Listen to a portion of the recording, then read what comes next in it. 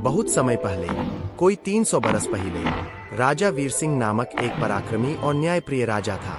उसका राज्य चारों ओर हरे भरे जंगलों, नदियों और ऊंचे पहाड़ों से घिरा हुआ था।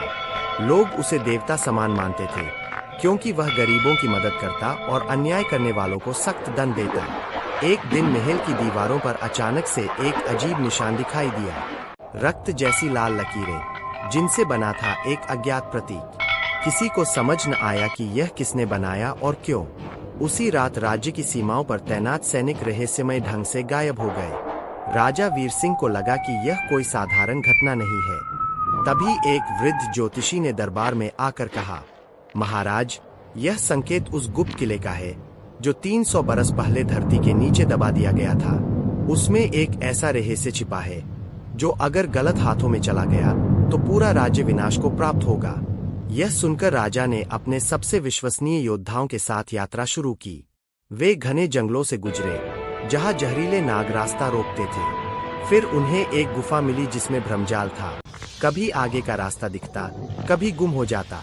राजा ने अपनी बुद्धि और साहस से सब जाल तोड़े और आखिरकार उस रहस्यमय किले तक पहुंचे।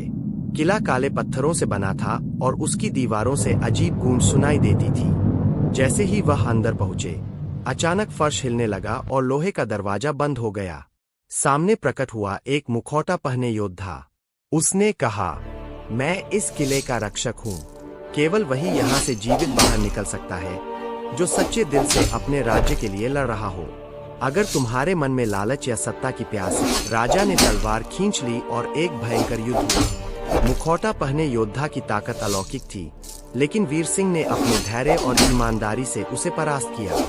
जब उसने अंतिम वार किया तो योद्धा का मुखौटा गिरा और उसके पीछे वही वृद्ध ज्योतिषी निकला जिसने पहले दरबार में चेतावनी दी थी।